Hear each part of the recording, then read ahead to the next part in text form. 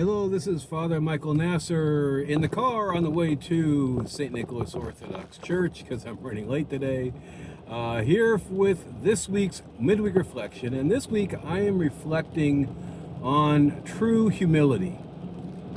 True humility. Yeah, we're about to go into Lent. We've already had one lesson in humility getting us ready, because what is Lent there to do? All kinds of things. One of the things is for us to practice humility, which is really about being accurate about who we are and accurate about who God is and what He needs to do and has done for us, and then what we need to do to receive the salvation that He's accomplished. That's basically what Lent is all about in a nutshell. And the reason I'm thinking about this is I was flipping around TV, I think it was on Sunday night, and ran across the Screen Actors Guild Awards. And just as I was flipping around, Timothy Chalamet was receiving an award for his work portraying the life of Bob Dylan. And he got up and he gave a very different acceptance speech. When he first gave it, my first thought, I'll be honest, was, boy, that was kind of arrogant. Because what he got up there to say was, he's supposed to say, kind of put himself down and say, I was so blessed to do this.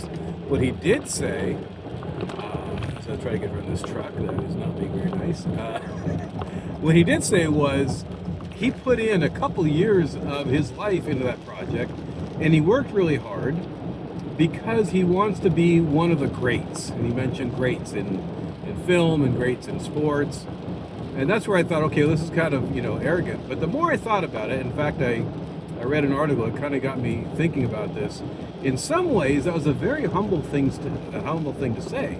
Because what he was saying was, I had to really work hard, and thanks to the award, and hopefully it's an acknowledgement of what he had done. What he went on to say was he wanted to be one of the greats, which meant he's acknowledging he's not. And that's where I thought, really, in a sense, it's a very humble thing to say. He didn't say, like, I'm not one, but I want to be one. He didn't have to say, I'm not one, because he said, I want to be one. Meaning he acknowledged that he wasn't. That's humility. Humility is not saying, oh, I'm terrible, oh, I'm the worst, unless we really mean it, which we should work on seeing our weaknesses, our faults.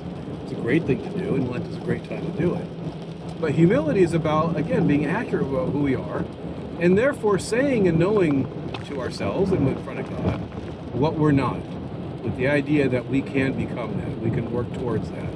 With God's grace and with our efforts, we can get there. So that's where I thought it was really, after I thought about it a little bit, it actually was a really good example of true humility. And it's what one of the things we want to do during Lent. We want to see where we are, where we need to grow, what we need to do, what sins we need to get rid of, what virtues we need to grow to be closer to the God that is offering us a salvation for those that draw near to receive it. So I hope we will find a lot more true humility this Lent.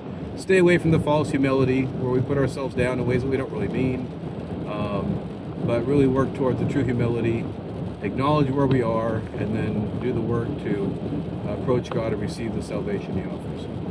So I hope you find that helpful. If so, please share with your friends, relatives, neighbors, people across the planet on social media, anybody you like. And God willing, we'll see you in next week's video.